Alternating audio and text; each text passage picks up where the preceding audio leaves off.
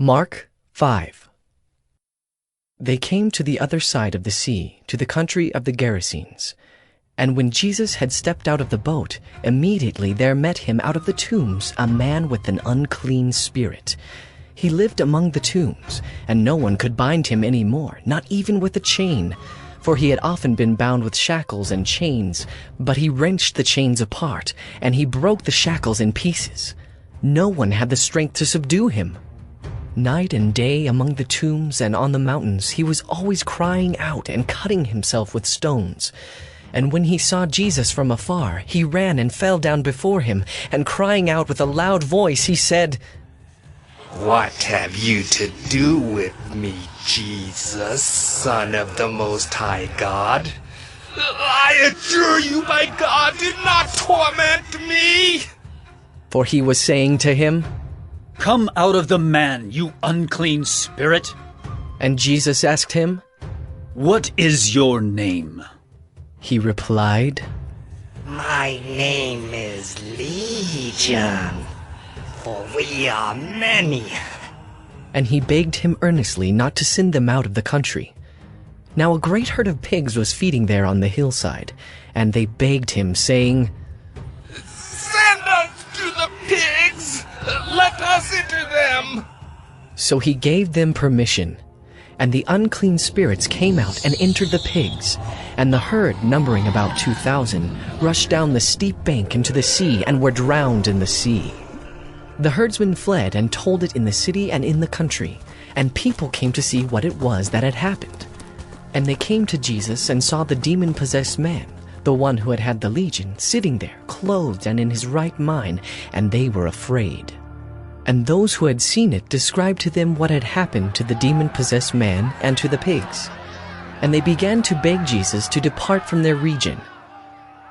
As he was getting into the boat, the man who had been possessed with demons begged him that he might be with him. And he did not permit him, but said to him, "Go home to your friends, and tell them how much the Lord has done for you, and how he has had mercy on you." And he went away and began to proclaim in the Decapolis how much Jesus had done for him, and everyone marveled. And when Jesus had crossed again in the boat to the other side, a great crowd gathered about him, and he was beside the sea. Then came one of the rulers of the synagogue, Jairus by name, and seeing him he fell at his feet, and implored him earnestly, saying, "My little daughter is at the point of death. Come and lay your hands on her, so that she may be made well and live." And he went with him, and a great crowd followed him and thronged about him. And there was a woman who had had a discharge of blood for 12 years, and who had suffered much under many physicians, and had spent all that she had, and was no better, but rather grew worse. She had heard the reports about Jesus, and came up behind him in the crowd, and touched his garment. For she said, "If I touch even his garments, I will be made well." And immediately the flow of blood dried up, and she felt in her body that she was healed of her disease. And Jesus, perceiving in himself that power had gone out from him, immediately turned about in the crowd and said, "Who touched my garments?" And his disciples said to him, "You see the crowd pressing around you, and yet you say, 'Who touched me?'" And he looked around to see who had done it. But the woman, knowing what had happened to her, came in fear and trembling, and fell down before him, and told him the whole truth.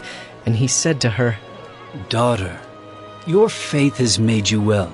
Go in peace, and be healed of your disease." While he was still speaking, there came from the ruler's house some who said, "Your daughter is dead.